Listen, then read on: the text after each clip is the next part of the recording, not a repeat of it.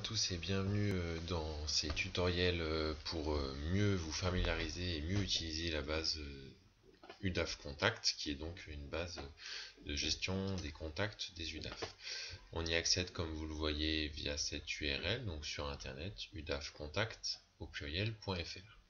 Une fois qu'on s'est connecté avec son identifiant, son mot de passe, on arrive donc sur cette page, mais je voulais commencer par vous faire une petite introduction à l'architecture de la base de données.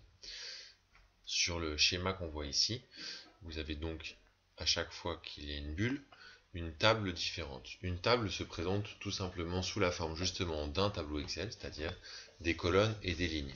Mais l'intérêt d'une base de données est qu'il peut y avoir des liens entre tous les tableaux Excel qui vous permettent du coup de complexifier la relation. Donc, pour prendre un exemple, justement, on a donc ici une table personne qui va uniquement contenir les coordonnées des personnes physiques, etc.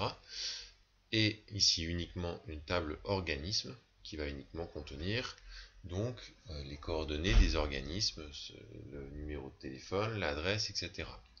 Et ce qui est intéressant, c'est que dans une base de données, on va pouvoir relier la table des personnes à la table des organismes via par exemple une fonction.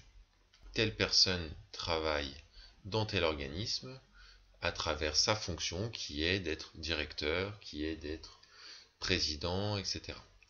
Et c'est tout l'intérêt d'une base de données, c'est que du coup, au lieu d'avoir une seule ligne qui doit comporter à la fois les coordonnées de la personne, sa fonction et son organisme, on va pouvoir avoir d'un côté une table avec toutes les coordonnées de toutes les personnes, de l'autre côté une table avec toutes les coordonnées de tous les organismes, et enfin on va pouvoir relier une ligne de la table personne avec une fonction et avec une ligne de la table organisme. Et ça permet du coup, par exemple, d'avoir au sein d'un même organisme plusieurs personnes qui travaillent, au sein d'une même personne plusieurs fonctions dans différents organismes, et du coup de ne pas mélanger les choses et en même temps d'avoir des liens assez précis vers chacune de ces informations. Pour en revenir donc à la base de données. La base de données, donc les deux principales tables, comme vous l'avez compris, donc d'un côté la table personne qui comporte uniquement les coordonnées des personnes physiques, de l'autre côté la table des organismes. Voilà. Chacune de ces tables possède des petites tables qui vont lui permettre justement de compléter certains liens. Donc on a ici le type d'organisme, ici on a la profession. On a également d'autres tables qui sont communes aux deux, donc la table de territoire, c'est-à-dire l'endroit où vit la personne ou l'endroit où est situé le siège social de l'organisme, par exemple. Donc dans quelle commune et donc sur quel territoire. Et également, on a donc étiquette tag qui va plutôt considérer, aider à qualifier justement le domaine d'intervention.